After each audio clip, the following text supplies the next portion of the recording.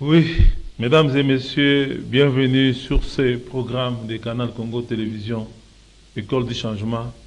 Et bientôt là, c'est les élections combinées des gouverneurs, vice-gouverneurs des provinces et des sénateurs par les grands électeurs qui sont les députés provinciaux. Et nous avons le réel plaisir, l'honneur de recevoir sur ce plateau Monsieur Emmanuel Malango. Il est candidat sénateur pour la ville province de Kinshasa. Il est au numéro 100. Bienvenue sur ce plateau, Emmanuel Malango. Merci beaucoup pour l'invitation. Je vous remercie. Comment vous allez? Je vais bien, par la grâce de Dieu. Je vous remercie de m'avoir invité ce dimanche sur votre plateau pour passer des messages très importants par rapport aux élections sénatoriales et ceux du gouverneur qui vont bientôt avoir lieu le 29 avril prochain. Raison pour laquelle je profitais sincèrement de passer sur votre plateau ce dimanche pour passer un message important à l'endroit des députés provinciaux qui sont nos grands électeurs. Voilà, vous allez faire passer votre message. Avant cela, dites-nous un peu comment se passent les préparatifs de ces élections-là. Vous avez été validé par la CENI, je crois, il n'y a plus de problème. Vous êtes donc confirmé candidat. Et comment se passe? Est-ce que vous avez déjà démarré les pré-contacts avec les grands électeurs? Bien sûr, nous avons été validés par la CENI. La CENI nous a octroyé les numéros 100. Et avant même que les numéros nous soient octroyés, nous avons commencé des contacts et des discussions avec les députés provinciaux, des tendances confondues. Mais la plus grande difficulté que nous rencontrons sur le terrain, c'est de voir et de constater que les députés provinciaux ne sont pas libres de faire leur choix. Ou soit ils sont inféodés, soit ils sont clochardisés et ils sont instrumentalisés par les chefs des regroupements et des partis politiques. Alors, cette façon de faire ne nous enchante pas. Moi, en tant que candidat indépendant, je me vois dans l'obligation de pouvoir demander aux chefs et aux leaders des partis politiques de laisser les députés libres faire leur choix, parce que ce que nous voulons ici, c'est que nous voulons avoir un Sénat des gens responsables, nous voulons avoir un gouvernorat composé des gens qui ont l'amour et l'amabilité de servir la population congolaise. Et la plus grande inquiétude que nous avons, c'est de constater que ces députés provinciaux, jusque-là, ils sont instrumentalisés par les chefs des regroupements politiques à cause des mots d'ordre et disons, toutes sortes d'influences et des recommandations qui sont données à ces députés pour pouvoir voter les candidats qu'ils veulent à ce qu'ils soient au Sénat et les candidats qu'ils veulent qu'ils soient gouverneurs. Ça ne se passe pas comme ça. Partout dans le monde, les élections s'organisent et les élections se gagnent sur base d'un projet de société. Lorsque vous n'avez pas un projet de société qui convainc les grands électeurs, je pense que vous n'avez pas la chance d'être élu. Mais ici, chez nous, nous constatons cette instrumentalisation de cet électorat et ça ne nous enchante pas du tout. Nous pensons qu'il faut normalement que les choses se passent convenablement parce que ce que nous voulons, c'est que les députés provinciaux fassent leur choix librement, qu'ils ne soient pas instrumentalisés par qui que ce soit, parce que c'est question ici d'élire les membres du Sénat. Vous savez que le Sénat, c'est une chambre composée des sages. Et ici, il ne peut pas y avoir des tendances ou des colorations politiques. C'est quelque chose qui ne nous enchante pas du tout, parce que moi, je le constate qu'ici, lorsqu'on parle de l'élection sénatoriale, on voit soit c'est des gens qui reçoivent des billets verts, soit c'est des gens qui reçoivent les mots d'ordre venant de leur parti politique. Et ça ne se passe pas comme ça. Je pense qu'il faut le plus vite possible que les choses soient corrigées pour que nous puissions avoir des élections sénatoriales libres, transparentes et crédibles, afin que nous soyons à mesure d'avoir un Sénat qui est composé des sages et des gens qui sont capables de servir la République. Bon, M. Mandel et Malango, en fait, la différence entre l'élection directe entre les candidats et la population et l'élection indirecte entre les candidats sénateurs ou gouverneurs et les électeurs qui sont les grands électeurs députés provinciaux, c'est que c'est électeurs appartiennent à des formations politiques, à des regroupements politiques. Donc, ils font souvent leur choix en fonction aussi de leur appartenance politique. Parce que ce n'est pas normal, par exemple, que quand on est candidat électeur d'un parti X, et qu'on vote aussi les candidats du même parti que vous. C'est pas normal. Je vous assure que pas nécessairement. Les choses, excusez-moi, ne doivent pas se passer de cette façon-là. Pourquoi? Parce que lorsqu'on parle de l'élection sénatoriale, ce sont des élections à suffrage indirect. Et ici, moi je pense que lorsque les partis politiques recommandent les candidats, nous avons par exemple ici le cas de l'UDPS. L'UDPS qui a 14 députés provinciaux, mais qui a aligné à son sein 8 candidats sénateurs. Nous avons le cas de ACP. ACP qui appartient à M. Ngobila, qui a au sein de l'Assemblée provinciale 9 députés provinciaux, mais qui a aligné 2 candidats. Mais vous voyez, par exemple, lorsque nous parlons de l'IDPS, qui a aligné à son sein 8 candidats, mais s'il faut faire les calculs, vous verrez que ces candidats, ils sont mal partis en désordre. Et pourquoi vous allez préférer donner ces mots d'ordre aux députés provinciaux que vous devez nécessairement voter les gens qui sont de votre parti politique, sont de votre obédience politique? Non, les choses ne doivent pas se passer de cette façon-là. Pour une simple raison que même si les partis politiques vous recommandent quelqu'un qui n'a pas une bonne moralité, vous allez voter pour cette personne parce que les partis vous l'ont recommandé. Ce n'est pas de cette façon-là. Et qui est, par exemple, parce qu'ici il faut beaucoup parler du cas de l'IDPS, parce qu'il y a les partis au pouvoir, qui est de l'IDPS et qui ne l'est pas? Moi, par exemple, qui vous parle ici, mon père a combattu au sein de l'IDPS depuis 1985. Et ici, moi, j'appartiens effectivement à l'IDPS. Ce n'est pas parce que je suis parti... Pas officiellement. Pas officiellement. Qu'est-ce qui veut dire? Parce que l'IDPS, c'est un état d'esprit. C'est un état d'esprit. Il y a des gens qui sont de l'IDPS, mais qui ne se pointent pas là-bas à l'imiter. Ce n'est pas le fait d'aller rester à la longueur de la journée vers 10e mairie que ça fait de vous quelqu'un de l'IDPS. Tu peux être de l'IDPS, mais tu ne partages pas la même conviction, la même idée avec ceux qui sont à l'imiter. Tous les combattants et même les cadres de l'IDPS ne passent pas leur temps à la 10e rue de Mété.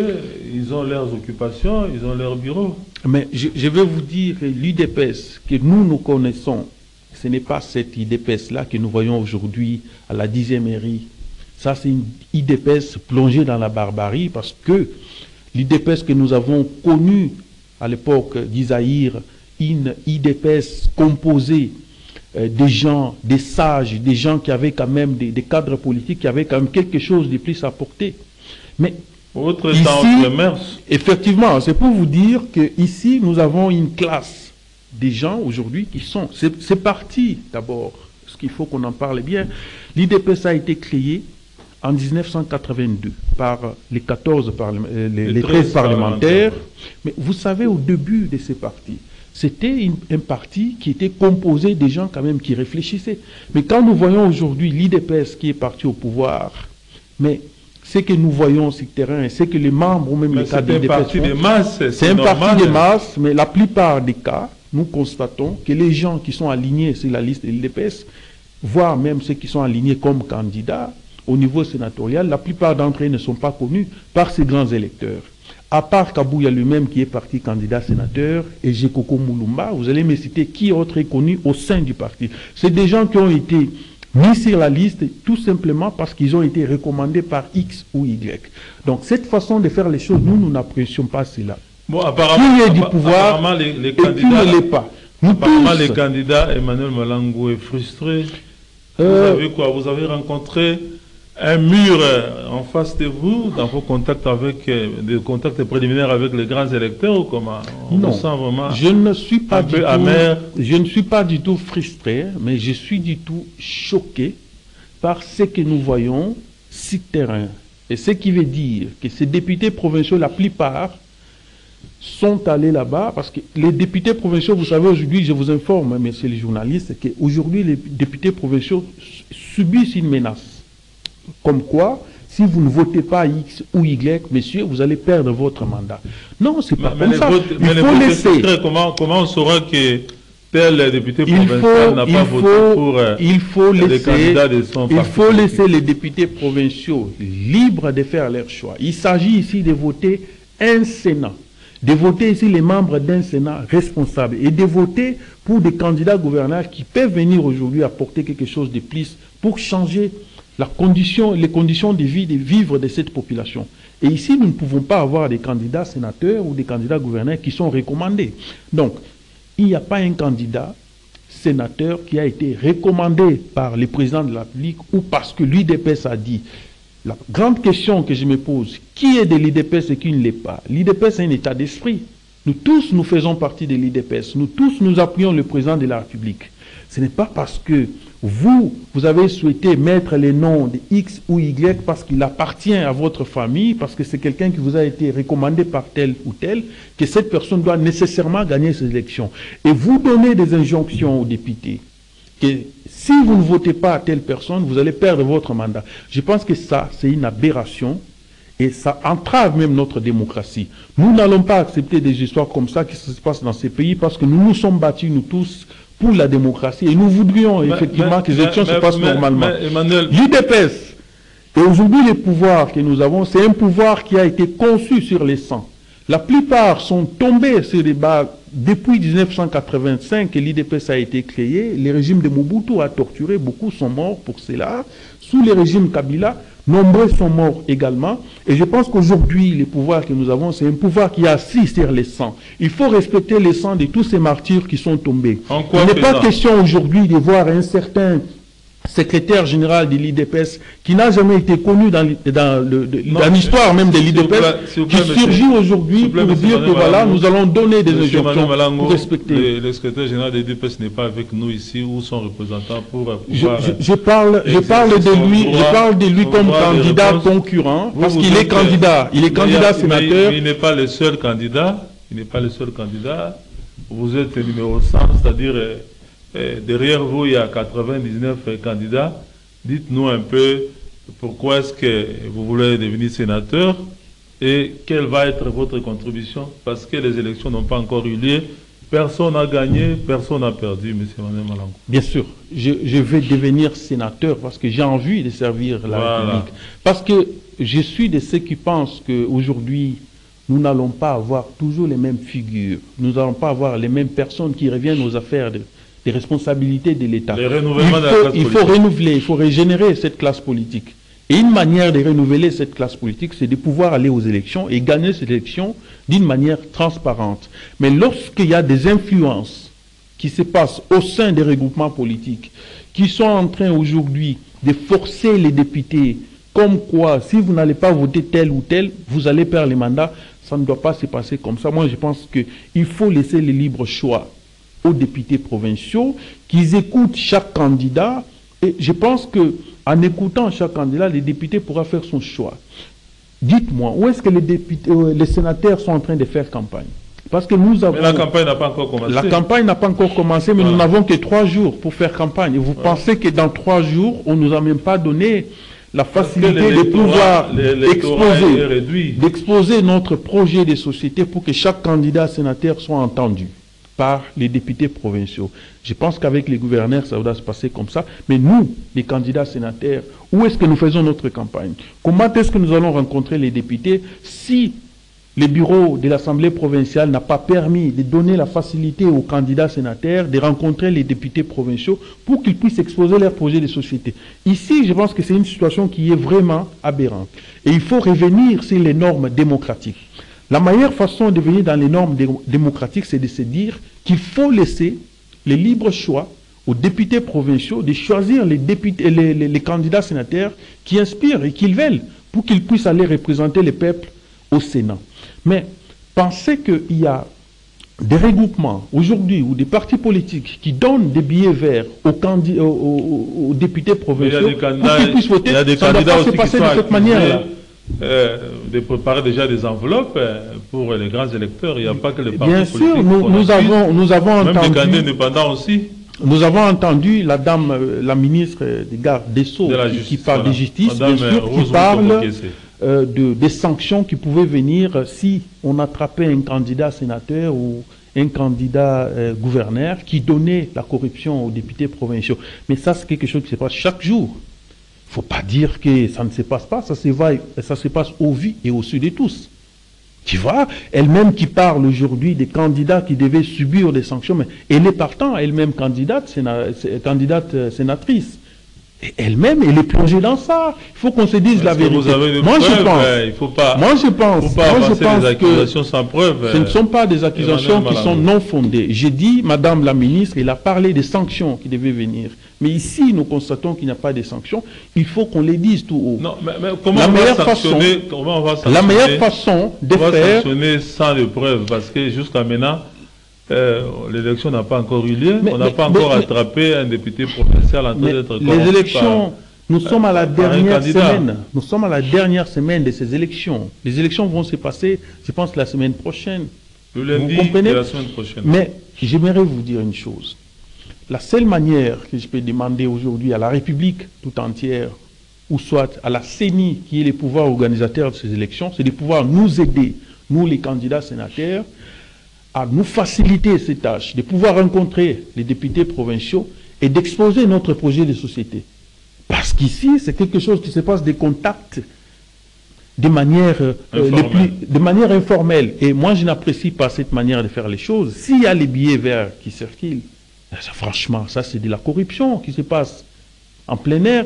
Et je souhaiterais que nous ayons, bien sûr, parce que Madame la ministre a parlé des sanctions qui devaient suivre tout celui qui serait impliqué dans ce genre de comportements, mais il faut qu'on voit justement qu'on a sanctionné tel ou tel. Il faut commencer d'abord par découvrir ces actes de corruption. Effectivement, ça existe, mais elle-même, elle est plongée dans ça, je vous dis. Je ne peux pas ici dénoncer de cette manière-là, parce que moi j'ai dit, elle-même, elle est plongée dans ces actes-là, parce qu'elle est elle-même aussi candidate. Non, le fait d'être candidate, le fait ne veut pas dire qu'on est plongé dans ça. Vous, si vous êtes candidat, c'est qu'on peut dire aussi que vous êtes plongé dans ça. Non, je vous parle en raison des causes. Moi, je suis un responsable, j'enseigne à l'université. Mais il faut je ne suis pas quelqu'un ici qui vient raconter du n'importe quoi ici. Je vous dis sincèrement que, effectivement, il faut que nous ayons la bonne moralité. Il faut que nous ayons des élections libres, transparentes et crédibles.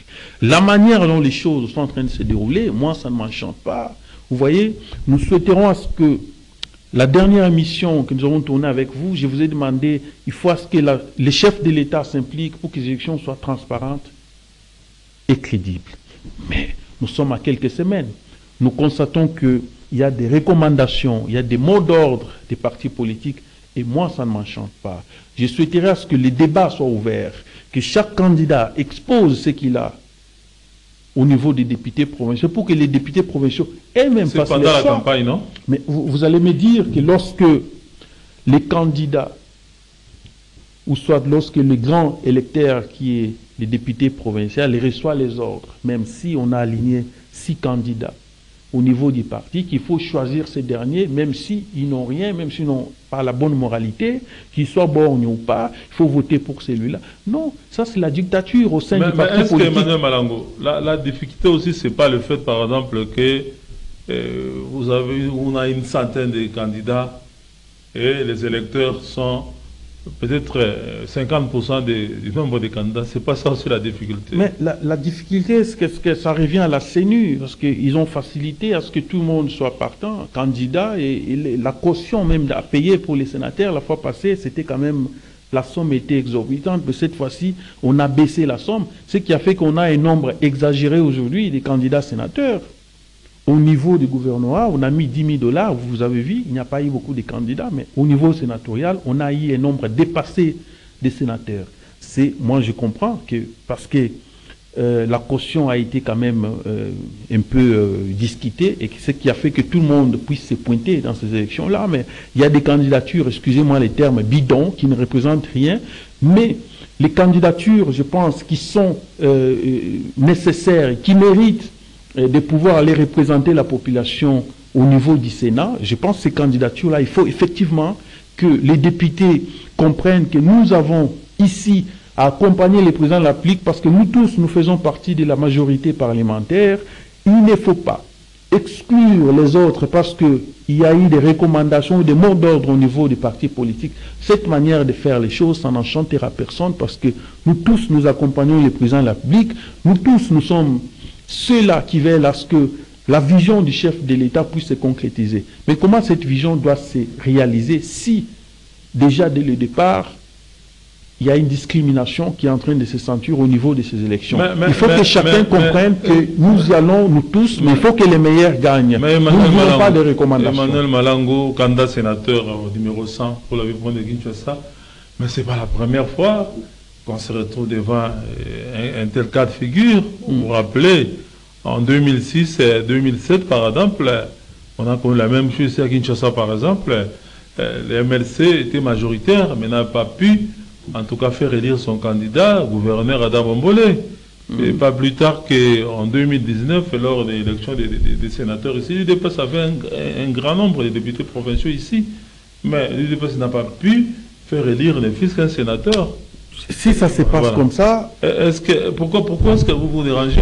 Peut-être que le mot d'ordre ne va pas fonctionner. Oui, c'est ce que comme hier, comme aujourd'hui, ça se passera la même chose. Non, mais il faut que ça se passe comme ça. Si ça se passe de cette manière-là, franchement, que Dieu soit loué. Mais si les choses ne se passent pas de cette manière-là, je vous dis, mon cher ami, que nous serons là pour dénoncer et nous serons là pour crier haut et fort, et nous saisirons toutes les instances judiciaires pour que ces élections-là soient annulées le plus vite possible. Pourquoi? Parce que nous ne devons pas toujours copier des mauvais exemples. Ce qui s'est passé dans des années passées ne doit plus se reproduire. Ici, les chefs d'État parlent de l'état de droit, ils parlent de la démocratie. Mais nous devons sentir cette démocratie, nous devons palper cette démocratie. Si nous ne sentons pas la démocratie au fait dont on nous a chanté à la longueur de la journée, nous n'allons pas nous laisser faire devant des propos ou des démagogies politiques. Nous voulons effectivement que la démocratie dont on a parlé, l'état de droit dont on a chanté tout le temps, nous voulons que cela puisse se voir. Mais si aujourd'hui nous voyons qu'il y a certaines choses qui ne marchent pas, il y a certaines choses qui entravent même les principes de la démocratie, il y a certaines choses aujourd'hui qui montrent que nous ne sommes pas dans un état de droit, nous sommes dans un état effectivement qui semble un tout petit peu totalitaire. Mais ces histoires de choses, je pense qu'il faut les dénoncer parce que le pays ne doit pas avancer de cette manière. L'état de droit se construit petit à petit, ça ne se décrète pas et ça ne tombe pas du ciel comme une manne. L'état de droit et la démocratie ne se construit pas si les mêmes figures, si les mêmes visages qui ont plongé ces pays dans les chaos, qui ont pillé et qui ont volé l'argent de ces pays, qui ont été envoyés même en prison, condamnés, et vous voyez ces mêmes personnes qui vous reviennent, qui occupent encore des postes de responsabilité, je pense que les choses ne doivent pas se passer comme ça, et il faut corriger ces erreurs-là le plus vite possible. Quand quelqu'un a été condamné, jugé, acquitté après, bon, en tout cas, il y a plus de récrimination cette personne, la chose la plus alarmante que nous constatons, c'est que nous voyons des mêmes figures.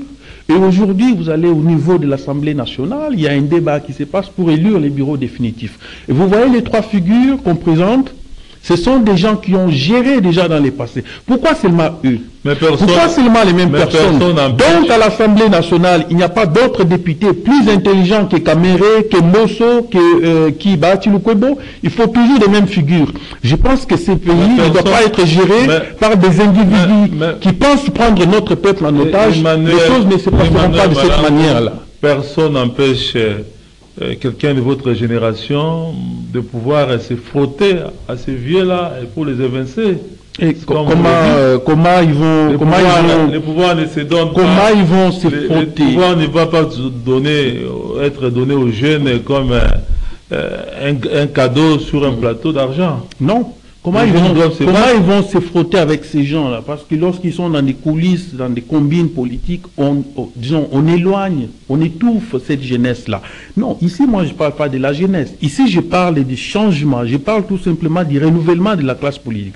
Pourquoi les mêmes figures? Pourquoi les mêmes personnes?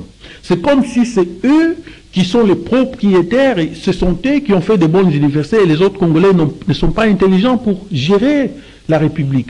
Non, il faut changer cette manière de voir les choses. Vous voyez à l'Assemblée nationale, vous voyez à l'Assemblée provinciale, c'est des gens, il est en même temps député national, il est en même temps député provincial, il est candidat sénateur, il est candidat gouverneur. Ce n'est pas de cette manière qu'il faut gérer la République. Mais comment je pense que l'état de droit, comment faire changer les choses, ce que vous dénoncez là, quelqu'un qui se retrouve partout, qui a des suppléants, le membre de sa famille, les enfants, comment faire changer? Mais ce sont des vieilles habitudes qu'il faut condamner, et sont des vieilles habitudes. Et je pense qu'il faut qu'il y ait des lois qui vont contraindre ces gens à ne pas tomber dans ce genre de pratiques. Parce que ce sont des mêmes personnes.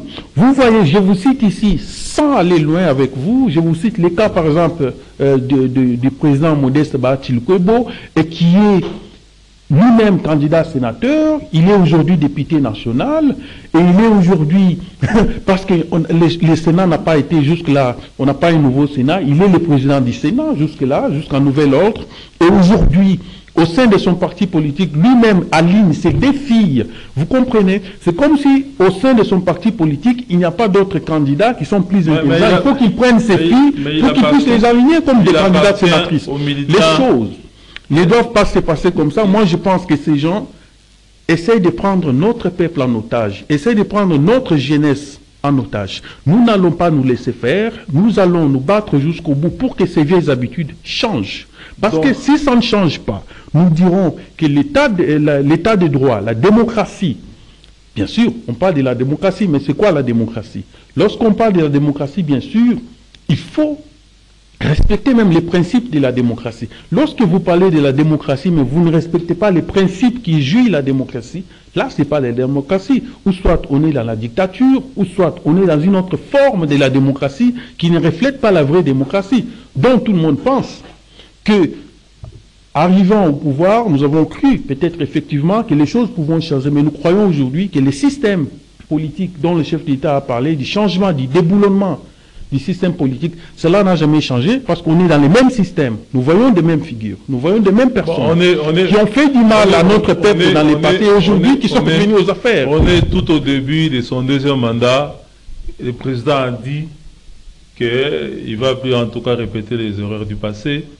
Il faut le croire sur parole et regarder et voir ce qui pourra changer. On ne change pas par un coup de baguette magique. Ça, c'est vrai. Voilà. Emmanuel Malangou, le président, j'aimerais vous dire une chose, s'il vous plaît. Oui. Le président de la République, c'est un monsieur, franchement, je crois dans ce qu'il dit. C'est quelqu'un qui a une bonne vision pour ces pays. Mais ici, je pense que lorsqu'il faut parler en termes de certaines choses qui se sont déraillées pendant les mandats passés, et ces choses-là devaient se corriger le plus vite possible. Mais ici, je vois des mêmes personnes qui ont fait que les mandats passés puissent être un mandat disons, qui a boité, et je vois les mêmes personnes qui ne l'ont pas facilité à réaliser son projet de société pendant les quinquennats passés, et je vois ces mêmes personnes revenir avec lui. Parce que nous parlons on a vu à la primature, nous parlons ici. On a vu à la primature, il y a quand même une nouvelle figure, non? Une nouvelle figure, mais c'est du n'importe quoi. Et à l'Assemblée nationale, cette femme a été ministre au plan. Rien ne s'est passé là-bas. Écoutez, je pense que ça, c'est un sujet qu'il faut revenir. Ces pays ici, il ne faut pas tirer sur effectivement, la première femme première ministre. Et les premières ministres, mais je vous promets ici que pendant 5 ans, cette femme qui est nommée première ministre ne pourra pas répondre aux grands besoins du peuple congolais. Vous êtes un prophète des malheurs, Emmanuel Malangou. Je ne prophétise pas les malheurs pour les pays, mais je vous dis qu'il fallait bien il fallait bien raisonner sur cette question du Premier ministre, parce que la femme, bien sûr, elle était au niveau du plan. Elle a été ministre au plan. Rien ne s'est passé. Et qu'est-ce qu'elle va faire en étant Premier ministre? Et déjà derrière elle, nous voyons Kabouya. Kabouya qui reflète la médiocrité. Nous voyons d'autres personnes aujourd'hui qui sont derrière cette dame, c'est que ça montre que Emmanuel Malangou, partant de là, rien ne va se faire. Nous respectons bien sûr le choix du président de la République, mais moi, Emmanuel Malangou, je pense que madame, la première ministre, ne pourra rien faire parce que nous avons vu toute la scène qui s'est passée. Une fois élue Premier ministre, elle a été accompagnée directement au niveau de l'IMT pour aller voir, disons, M. Kabouya. Ça ne nous enchante pas. Mais Kabouya était le formateur. Bon, le formateur, il n'était pas du tout normal que la première ministre soit amenée jusqu'au niveau de l'IMT pour aller remercier les combattants. Je pense que c'est incompatible avec la démocratie. Ce n'est pas des choses comme ça qui doivent être acceptées dans une république comme voilà, c'est petit à petit que les choses pourront changer. Donc c'est un combat de longue haleine. Et je crois que si jamais Dieu permet à ce que vous deveniez sénateur, vous allez sûrement initier des lois pour pouvoir quand même changer les règles du jeu. Sénateur, je dois les devenir dans quelques jours. J'ai cette conviction. Je vais au Sénat, pas pour permettre de dire n'importe quoi, pas pour permettre des bêtises à ce que ça passe. Lorsqu'il y a des erreurs, il faut les corriger. Merci. Bien sûr, le président de la République a des idées, le président de la République a un projet de société, mais il faut qu'il y ait des gens nécessairement qui doivent lui regarder droit dans les yeux et lui dire, écoutez, ici ça va aller, de l'autre côté ça ne pourra pas aller. Et je pense que c'est ce genre de personnes qui manquent à l'entourage du président de la République. Et moi, je me vois capable de fixer le président de la République dans les yeux et lui dire, écoutez, ici ça a marché, ici ça ne va pas marcher, et lui dire la vérité là où ça ne marche pas. Parce que nous sommes au niveau du bas peuple et nous voyons comment notre peuple croupit dans la misère. Tout ça, ce sont des réalités qui sont cachées au président de la République. Mais il faut qu'il y ait des gens, des conseillers qui sont à mesure de lui dire que, écoutez, la population souffre. Nous avons une population qui galère aujourd'hui. Mais nous avons aujourd'hui un gouvernement. Pourquoi ce gouvernement ne vient pas au secours de cette population pour répondre aux plus grands besoins de la population? C'est ce qui manque effectivement. Merci beaucoup Emmanuel Malango, candidat sénateur pour la ville de Kinshasa numéro 100. Bon vent à vous. Je vous remercie. Et il ne faut pas échouer avant la compétition.